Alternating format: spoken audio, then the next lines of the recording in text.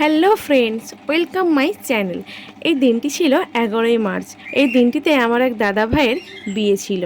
কি ভাবছো, দাদা ভাইয়ের সঙ্গে সঙ্গে বৌদি ভাইকেও কেন আশীর্বাদ করছে? ওদের বিয়েটা হচ্ছে একসঙ্গে হয়েছিল আমাদের বাড়িতে।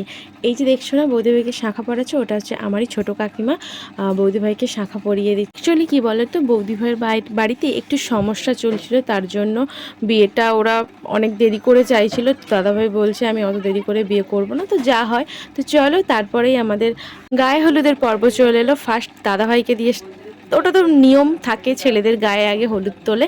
তো চলো, ছেলের গায়ে হলুদ হয়ে যাওয়ার পর তারপরে আমাদের কনের গায়ে হলুদ।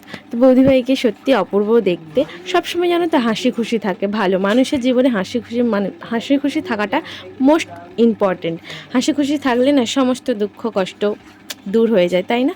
তো তারপরে গায়ে হলুদের পর্ব এখানেই কমপ্লিট হলো। তারপরেই চলে গেলাম নেক্সট পার্টে। এই দায়িত্বটা দিয়েছিল আমার উপর।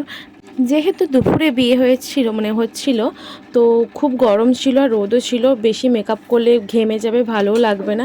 তো দেখো, সিম্পলের উপর বৌদিভাইকে শাড়ি থেকে হেয়ারস্টাইল থেকে সব কিছুটাই আমি করিয়েছি। কেমন লেগেছে অবশ্যই তোমরা কমেন্ট করে জানিও।